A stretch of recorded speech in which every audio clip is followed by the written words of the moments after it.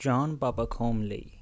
In February of 1885, John Lee went to the gallows at Exeter Gaol in England. He had been convicted of the murder of Emma Ann Whitehead Keyes at Babacombe Bay, South Devon, and sentenced to be hung.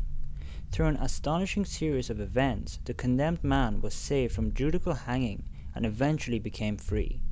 Emma Keyes, a rich and elderly spinster, lived in the Glen, a family home she had inherited and occupied alone except for servants. John Lee, the cook's half-brother, worked as a footman at the Glen prior to joining the Royal Navy. But after a medical discharge and subsequently serving 6 months in prison for theft from another employer, he returned to Babacombe Bay to resume his old position at the Glen. In November of 1884, Emma Keyes was found dead following a house fire. She had suffered blunt force head trauma and her throat had been violently cut to the vertebrae.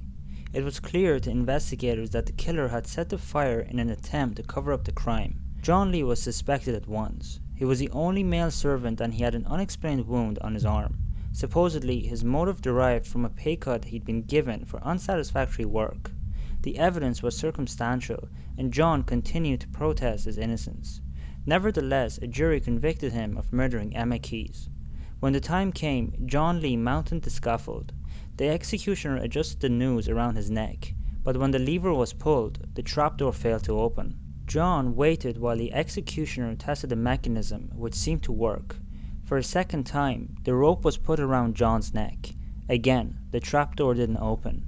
The mechanism was tested by workmen and found in order, so a third attempt to hang John was made. For the final time, the trapdoor malfunctioned. John was taken back to his cell. Later, his sentence was commuted to life in prison. He served 22 years and was released in 1907, already a legend as the man they couldn't hang. The Greyhound noises. In March of 1867, passengers and crew, including Captain Reeks aboard the Royal Mail steamer Danube, were startled to hear strange, baffling noises at sea while the ship was anchored near Greyhound, off the coast of Nicaragua in the Caribbean Sea. Similar noises were heard at other times by sailors aboard steamships in the same area. Captain Charles Dennehy of the Shannon was one who spoke about his experience in a letter to Nature magazine. The phenomenon appeared to occur only in iron-hulled vessels, not ships with wooden hulls, and only at night, though not every night. Heavy swells were seen to prevent the freakish occurrence. The noise was described as a loud, high-pitched metallic vibration traveling through the ship's metal hull. One witness likened the sound to an alien harp and observed the iron plates resonating. The sound cloud lasted for several hours before suddenly ceasing. No one on shore reported hearing anything unusual.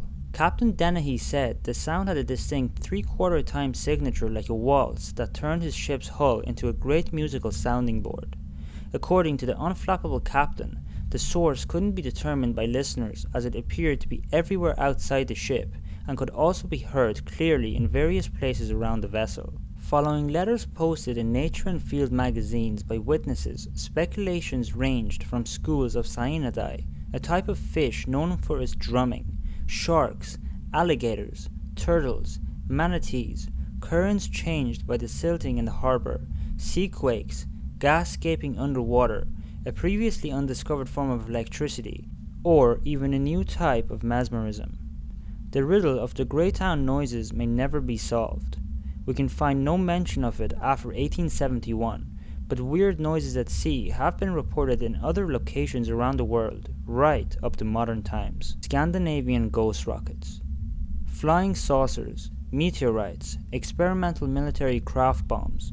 No one knows for certain, but there is no doubt that the skies over northern European countries like Sweden, Denmark, Norway and Finland were once invaded by unidentified fairy objects in 1946. The collective sightings known as the Scandinavian ghost rockets likely began in February in Sweden.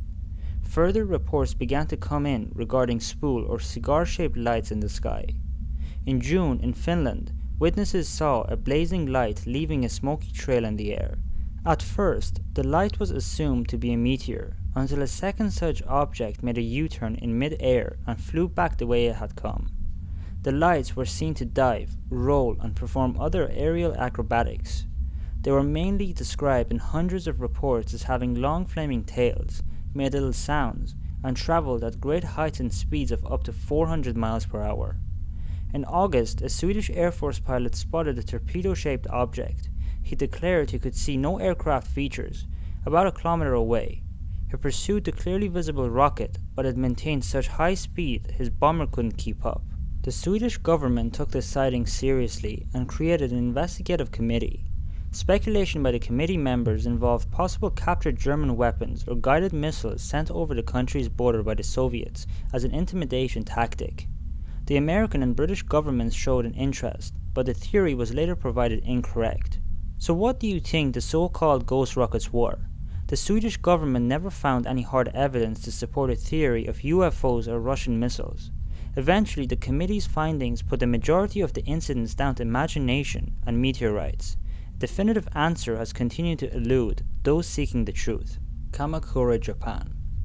Around 1890, surreal events began taking place in Japan, mainly in the area of Kamakura, Yamunachi-ken. While scientists at the time attempted to explain the phenomena, local villagers were convinced the cause was due to an invisible monster. Men walking in fields, at home or in the open, would suddenly feel a strong wind and be knocked over. When they stood, the victims found wounds in their legs. The injuries were gnarly slits, approximately an inch deep, and had no apparent cause.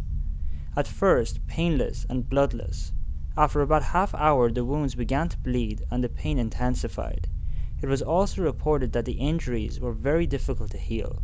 Scientists studying the events theorized the men's wounds were caused by an inexplicable loss of atmospheric pressure, creating a temporary vacuum.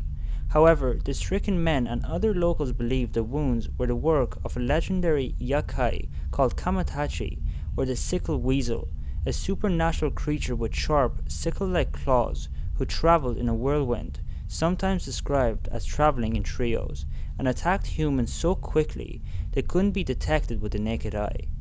The Kamatachi was said to use a medicine on the inflicted wounds to temporarily halt bleeding and pain. The rash of attacks eventually ceased, or at least ceased being reported by newspapers at the time. No absolute explanation has ever been put forward.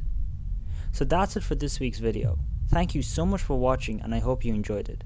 If you did, make sure to leave a like. Until the next video, goodbye.